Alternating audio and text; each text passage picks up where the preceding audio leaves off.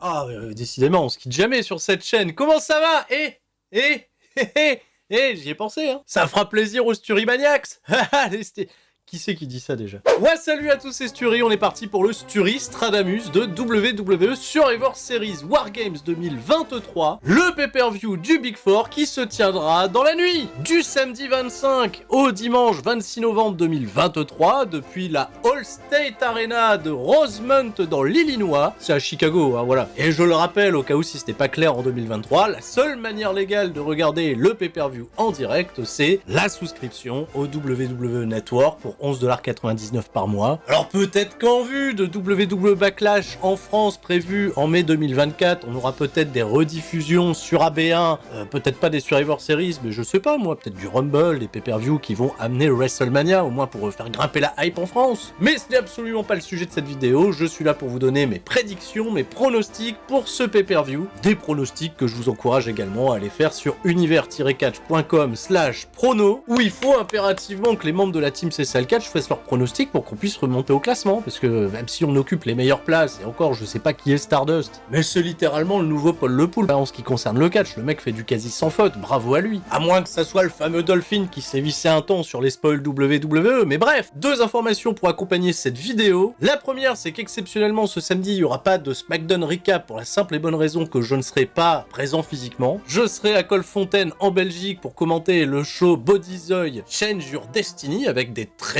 belles affiches au programme, et peut-être si le timing me le permet, je reviendrai dans la nuit du samedi au dimanche pour live react le show sur twitch.tv/Turi316 pour assister au retour de Randy Orton. Bah oui, Randy Orton, au moins ça c'est confirmé, ça on le sait, ça y a pas de débat. Et l'autre information dont je voulais vous parler, c'est que initialement, suite à un donation goal du SeedAction, Gaming for SeedAction, j'avais prévu dans le planning de faire le qu'est-ce qui s'est passé des Survivor Series dans une version internationale, et de faire cette vidéo exceptionnellement en anglais. Ça tombe bien, hein, les anglophones, ils s'intéressent de plus en plus à ce qui se passe en France, puisqu'il y a du buzz. Oh là là, le buzz français. Donc vous pouvez me haïr, parce que je ne vais pas respecter ce donation goal, en tout cas pour le qu'est-ce qui s'est passé des Survivor Series, pour la simple et bonne raison que ça va être compliqué à organiser sur mon emploi du temps qui est un peu costaud, je le cache pas. Mais on fera bien au début d'année 2024 une vidéo entièrement en anglais destinée à l'international pour expliquer le buzz français. Pourquoi on aime tant Baron Corbin? Enfin bon, j'ai bien compris, on l'aime pas tous. Merci à tous pour votre compréhension et on passe tout de suite aux prédictions. Sturi Stradamus, Survivor Series 2023. À partir d'1h du matin jusqu'à 2h du matin, ça sera le kick-off. Y'a rien dans le kick-off, pas de match annoncé. Eh ben non, les matchs dans le kick-off, on l'a bien compris, c'est réservé désormais à l'Arabie Saoudite. Bah ils sont bien chanceux. Bah oui, on sera jamais contre un peu de catch gratuit, et puis ça permet toujours de prendre la température, le kick-off, et ça va être intéressant de prendre la température sur un événement où il faut tout de suite qu'on parle d'un truc. Parlons du plus gros éléphant dans la pièce, comme le disent les Américains. Michel. Alors, Michel, comme Michel. Michel, comment allez-vous? Je peux parler cette fois-ci? Ah, on vous attendait à la vidéo du Raw Recap, j'avais prévu un planning et tout, c'était calé, vous êtes pas venu, bah oui. Les gens ont regretté que la dernière fois que vous êtes apparu sur la chaîne, vous avez pas beaucoup parlé. Bah oui, bah alors, allez-y, c'est votre moment, Michel. Ah, Michel, je vous arrête tout de suite. D'ailleurs, étant donné que vous travaillez là-bas, vous avez peut-être des informations sur le retour de CM Punk, vous savez peut-être des choses, vous avez parlé à des gens. Attendez, me dites rien, je vais déjà résumer tout ce qu'on sait à propos de cette immense rumeur, et est-ce qu'il va bien apparaître. M'en dites pas plus, vous donnerez vos conclusions juste après ça. Alors oui, même si les Dirt Sheets commencent un petit peu à se tirer dans les pattes sur est-ce qu'il va être là, est-ce qu'il va pas être là, est-ce que CM Punk va faire enfin son retour à la WWE après l'avoir quitté en froid, total froid en 2014, son licenciement de All Elite Wrestling en septembre dernier a laissé sous-entendre que CM Punk n'était pas contre entamer des discussions avec WWE dans l'idée d'y faire un jour un retour. À partir de là, il s'est passé des trucs plutôt intéressants en weekly, plus précisément dans des promos de Seth Rollins qui a paraphrasé ou totalement repris certaines phrases qu'avait prononcées par le passé CM Punk ou que certains de ses adversaires lui avaient dit à son encontre, amplifié par Corey Graves, amplifié par Michael Cole. Hasard ou pas, il a commencé à y avoir quelques petits jeux de pistes au sujet d'un retour potentiel de CM Punk en vue des Survivor Series, parce que ça tombe bien, c'est à Chicago, et si vous le saviez pas, CM Punk c'est le gros natif, le gros héros local de la ville de Chicago. Bon attendez, c'est peut-être un petit peu tiré par les veuches, CM Punk il va pas revenir dans la compagnie qu'il a descendu 6 pieds sous terre à chaque fois qu'il a pu prendre le micro du côté d'All Elite Wrestling, et même si les Dirt Sheets, dont le très réputé et le plus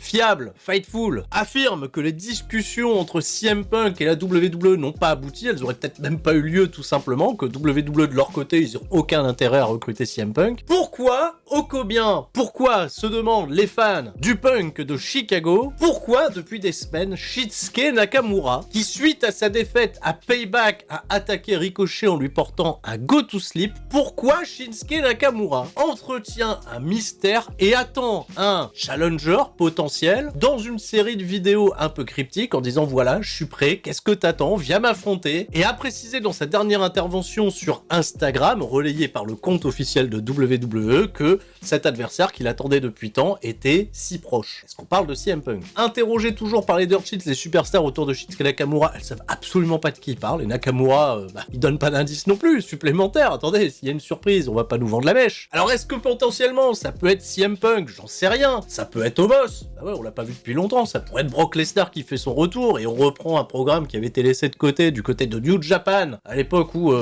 c'était pas super New Japan. Et pour les fans les plus acharnés, et ça c'est un truc que je trouve particulièrement chouette, les gens voient des indices partout. Partout, même dans les visuels, dans les clips promotionnels, on voit des silhouettes de CM Punk apparaître, là voilà, comme ça, voilà, il apparaît, ah c'est lui, non c'est pas lui. Et fait peut-être encore moins anodin, c'est que le 5e membre de l'équipe Cody Rhodes a été révélé lors du dernier épisode de Monday Night Raw pour spoiler une surprise. Alors est-ce que c'est spoiler une surprise pour en éclipser une autre qui n'arrivera pas, ou est-ce que c'est spoiler une surprise pour mettre le focus sur une autre surprise qui va finalement arriver? Je le rappelle, il y a 5 matchs sur la carte. En effet, c'est comme le pay-per-view de l'année dernière, mais il y aurait peut-être, en effet, la place de glisser un petit open challenge pour Shinsuke Nakamura pour que le miracle de Chicago ait lieu. Bon, voilà, après, on peut poser le pour et le contre. Est-ce que WWE a besoin de CM Punk? Alors, à mon avis, non. En tout cas, pas en l'état actuel, où tout se passe très bien, où le développement des superstars, il est à un super équilibre, et puis il y a, je pense, beaucoup de choses à bien exploiter, du retour de Randy Orton, qui lui se fera dans le main event, dans le combat 55, dont on parlera après. Mais si finalement ça vient arriver, je trouve que c'est un sacré coup de maître. À la grande ère d'Internet, on a l'impression que les surprises disparaissent de plus en plus, on n'a jamais été autant dans le flou qu'à la veille de ces Survivor Series. Bon, il y aura peut-être des photos qui poperont de lui à l'aéroport, hein. Ah bah Michel, voilà, Michel, bah c'était le moment. Michel, ça y est, dites-nous tout. Est-ce que vous avez entendu parler d'un retour potentiel de CM Punk à la WWE? Est-ce que vous avez eu l'occasion de parler à Shinsuke Nakamura? Voilà, c'est peut-être ça le plus simple. Alors oui, ce n'est pas une surprise parce que je parle le japonais assez couramment, j'ai pu m'entretenir avec le catcheur Shinsuke Nakamura, et j'ai des nouvelles très importante au sujet de... Alors Michel, non, attendez, je change d'avis. J'ai pas envie de savoir. J'ai pas envie de me faire spoil. Je sais que vous avez la réponse, Michel.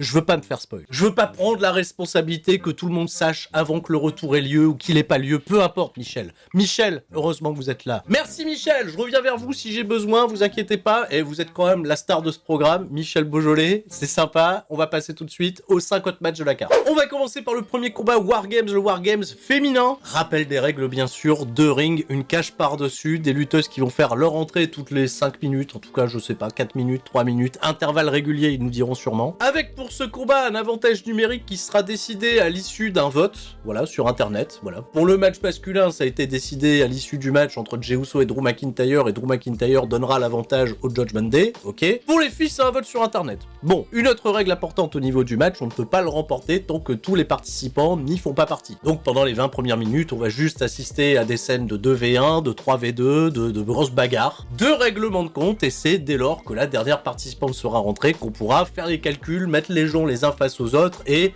amener le dénouement final. Et la physiologie de ce combat est très intéressante parce que de chaque côté, on a des peut-être problèmes d'ego, problèmes de leadership côté Damage Control, ça c'est sûr, avec une Bayley qui a vu son clan se transformer en l'espace de 2 semaines, avec l'arrivée de Kairi Sane qui a fait son retour et de Asuka avec qui elle a quand même combattu très très longtemps. Damage Control et Asuka c'était pas des copines. Et finalement Bayley, persuadée d'être la grande chef du clan, se fait peut-être un peu dépassée par sa seconde qui est désormais la championne WWE, Io Sky, et pourrait à un moment donné peut-être énerver ses troupes si jamais elle prend de mauvaises décisions ou qu'elle gêne l'action face à une équipe de babyface qui est composée quand même de 3 des plus grosses stars de la WWE depuis désormais pas mal de temps. Bianca Belair, Charlotte Flair, Becky Lynch et Shotzi. Bah ouais, Shotzi qui est certainement là pour faire un spot du haut de la cage. Elle a ce côté un petit peu tête brûlée qui lui va bien et je pense que c'est un gros honneur de se retrouver avec autant de star power dans le même match. Bianca Belair, Charlotte Flair, Becky Lynch, on l'a bien compris que c'est une immense poudrière. Même si tout toutes ces femmes ont paru unies lors des dernières représentations en weekly, au vu du passé qu'il y a eu entre Charlotte Flair, Bianca Belair, qui se livrent comme ça une espèce de duel de suprématie à distance pour le contrôle de la branche bleue, Becky Lynch et Bianca Belair, je sais bien qu'on a mis la poussière sous le tapis et qu'elles ont eu cette immense guerre qui avait conduit à ce super combat, enfin deux super combats, enfin non, l'un meilleur que l'autre, à SummerSlam pour 2021 et 2022, ça a été quand même la giga stupeur de découvrir que Charlotte Flair avait contacté Becky Lynch pour faire partie de leur équipe, quand on connaît tout ce qu'elles ont traversé l'une vis-à-vis de l'autre, que ce soit in kayfabe, voilà où il y a eu des rivalités terribles, c'est un petit peu le John Cena, Randy Orton de notre époque, mais surtout quand on a appris via les dirt sheets que les deux femmes, IRL, ne s'entendaient absolument plus. Et oui, apparemment ça a été mal, hein, limite presque des bagarres backstage qui nous avaient été rapportées il y a de ça à peu près 2 ans, et les deux femmes toujours tenues à l'écart des programmes et même tenues à l'écart de leur branche. On en met une à SmackDown, on en met une à Raw, des fois on échange, mais jamais, au grand jamais, il faut qu'elles se retrouvent dans la même branche. Là, ça va être plus fort, elles vont se retrouver dans le même ring, et ça peut péter. Ou alors ça pète pas, ça reste la grande cohésion, et c'est la win assurée, parce que là, on a quand même une équipe d'Avengers qui est particulièrement stylax. Pourtant, et j'ai quand même envie de prédire pourtant, je vois une victoire de Damage Control, parce que Shotzi, elle est quand même pas forcément taillée pour aller chercher la win à la fin, mais plus pour aller prendre le pin au final. Et je vois bien Bayley se faire dépasser par le trio de japonaises qui est en train de tout péter sur son passage, ce qui peut soit conduire à l'éjection de Bayley de son propre clan qu'elle a créé il y a 1 an et demi, ou alors va nous amuser en weekly en pensant que c'est grâce à elle qu'elles ont tout gagné, alors que en réalité elle a été juste accessoire. Ça peut donner des segments marrants pour les semaines à venir. Pronostic victoire de Damage Control et du gros bif au sein de l'équipe des Babyface. Je resterai là-dessus, mais ça va être bien. Allez, un petit match un petit peu plus léger, pas de stipulation particulière, c'est l'heure de régler des comptes au sein de la LWO entre Carlito et Santos Escobar. Santos Escobar, il a quitté la LWO en attaquant et blessant Rey Mysterio par pure jalousie de l'arrivée dans le clan de Carlito il y a quelques semaines. Peut-être un programme qui paraît un petit peu plus mid-card sur le papier, mais je suis assez curieux de voir que WWE leur donne une scène aussi prestigieuse que les Survivor Series pour en découdre. Carlito, il a eu une sortie en AV1 contre Bobby Lashley en weekly qui s'est pas super bien passé pour lui puisqu'il a perdu le combat et a pas forcément montré un catch des meilleurs. Peut-être qu'avec Santos Escobar ça va mieux se passer parce qu'on sait à quel point le mec est fort en work rate, mais qu'il développe surtout une personnalité assez proche de celle qu'il avait à NXT à ses débuts en étant très arrogant et en incarnant le Némésis parfait pour Rey Mysterio dans l'attente qu'il recroise un jour son fils, mais ça c'est peut-être pas pour tout de suite. Plutôt facile à pronostiquer pour ma part, j'irai sur une victoire de Santos Escobar, histoire de confirmer le gros momentum, et pourquoi pas, ça j'en avais parlé en weekly, en recevant l'aide, non pas de ses anciens partenaires Cruz del Toro et Joaquin Wilde, mais d'Angel Garza et d'Humberto Carrillo qui sont dans des gros programmes d'attente du côté de NXT et qui pourtant pourraient être des atouts majeurs pour Santos Escobar pour élever justement la feud entre la LWO d'un côté et peut-être la nouvelle faction Legado del Fantasma 2.0, et ça me ferait plaisir. Le Miz challenge Gunther pour le championnat intercontinental et pourrait potentiellement le remporter pour la 9e fois de sa carrière. Un programme sur lequel on n'aurait pas misé en début d'année, même en milieu d'année. Le Miz qui a tourné babyface, qui a reçu un gros soutien de la part du public. Challenge Gunther qui ne le prend absolument pas en sérieux pour tout simplement asseoir peut-être encore plus la grosse domination de Gunther sur cette division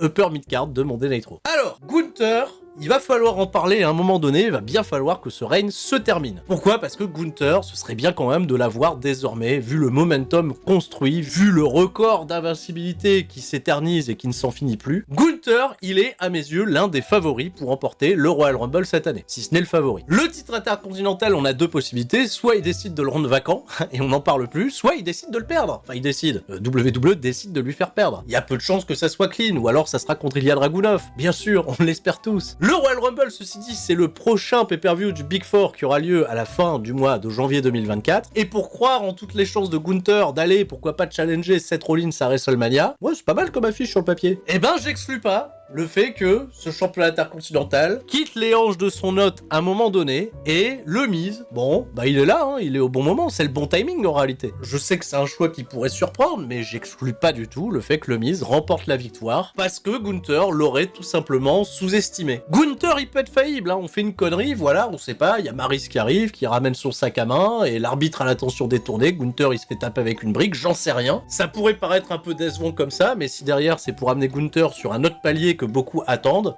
je dis pas non. Bon allez, j'arrête de déconner.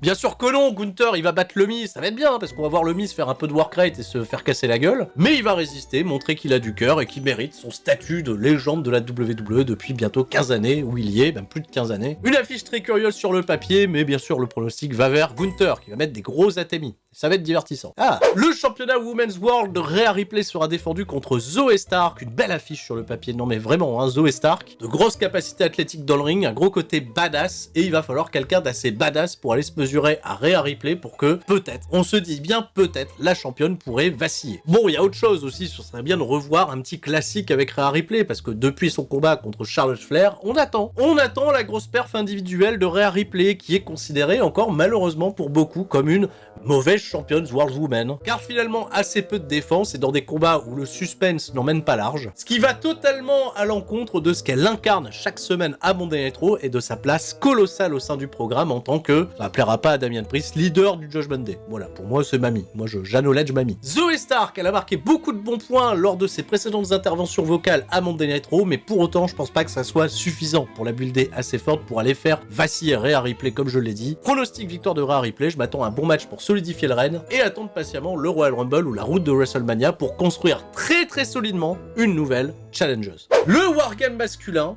on a d'un côté le Judgment Day épaulé par le traître Drew McIntyre. Face à eux, une Dream Team composée de Cody Rhodes, du champion Seth Rollins, Jey Uso, Sami Zayn et de celui qui va faire son retour, The Apex Predator, The Legend Killer, la Vipère, Randy Orton. Randy Orton, ça y est, il revient. Alors déjà, il revient, je suis excité d'un truc, c'est qu'il revient plus dans le programme Matt Riddle. Non, c'est terminé, parce que, les dernières fois qu'on a vu Randy Orton à l'écran, on s'est mangé plus de 1 an et demi de RK Bro, quoique j'ai trouvé RK Bro assez cool, bonne dynamique. Finalement, ça a absolument pas élevé Matt Riddle, qui a fini tout simplement par se faire licencier de WWE, donc voilà, quoi, est-ce qu'on a perdu du temps avec Randy Orton, ou est-ce que Randy Orton, il s'est pas reposer suffisamment pour pouvoir tout répéter, enfin reposer. Randy Orton, il revient d'une gigantesque blessure. Ça a même été évoqué par les Dirt Sheets à un moment, on se demandait si sa carrière allait pouvoir continuer. C'est un secret pour personne, mais la prise qui lui a causé le plus de dégâts au niveau du dos, c'est sa prise de finition la plus populaire qui soit, le RKO. Et Randy Orton, c'est vrai qu'en weekly, au moment où il catchait dans RK Bro, on s'est un petit peu moqué de lui, en tout cas, moi je l'ai fait, bon, je regrette un petit peu, parce que j'aime bien Randy Orton. Mais voilà, on s'est habitué au fameux spot hot tag, clothesline, Power Slam, DDT, RKO c'est contré, RKO c'est porté, 1, 2, 3, victoire de Randy Orton et toujours champion par équipe. Est-ce que Randy Orton a ce qu'il faut pour revenir dans un match qui peut s'apparenter aussi violent qu'un Survivor Series Wargames, ou est-ce que ce sera une bonne manière détournée de le faire entrer, je pense d'ailleurs le dernier participant, d'être suffisamment chaud pour faire sa petite tournée de RKO et derrière raconter quelque chose qui semble inévitable contre celui avec qui il a feudé avant sa grave blessure, Jey Uso. Ah, parce que s'il y a un truc qu'ils ont bien en commun, Drew McIntyre et Randy Orton, c'est que les Usos, Roman Reigns, la Bloodline au complet, là, ils ont pris une gigantesque partie de la carrière de Randy Orton qui est resté sur le banc pendant 1 an et demi. On l'a bien vu lors de l'annonce de Cody Rhodes, lors du dernier Monday Night Raw, que Jey Uso, bah oui, l'expression faciale, elle a totalement changé quand il a annoncé le nom de Randy Orton.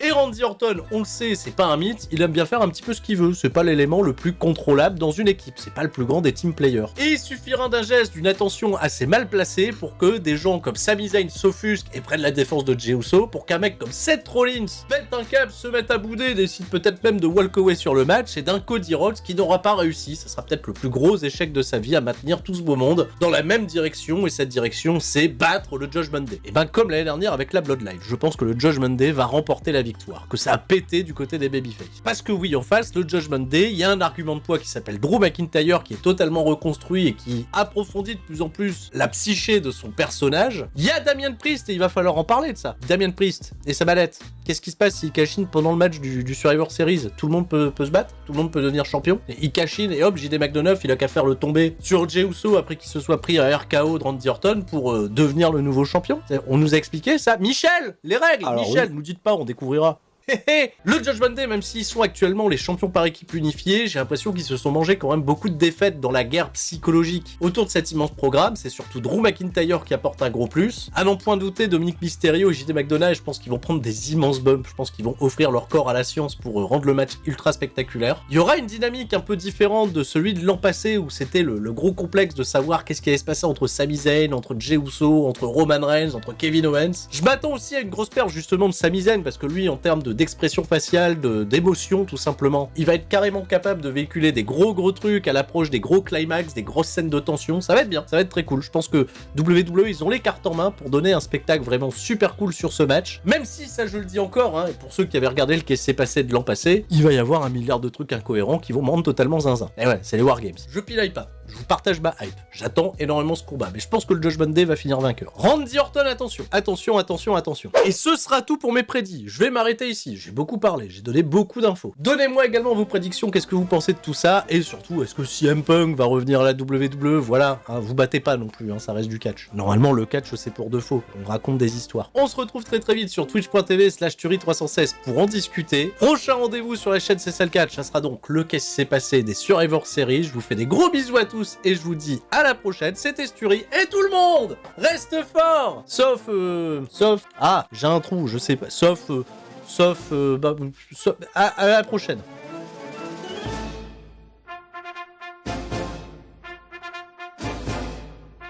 Encore fini la vidéo là? Ah ouais, mais qu'est-ce que vous voulez, il m'a encore pas laissé parler là. Oui, bah oui, je sais très bien que les jeunes ils sont là pour voir Michel Beaujolais, d'ailleurs je lis vos messages, qui je dois l'avouer me font bien plaisir parce qu'ils sont positifs de type plutôt positif, mais aussi appellent à une révolte de type révoltante. Ça va faire un an, hein. À un moment donné, il va falloir établir la vérité et tenir ses promesses.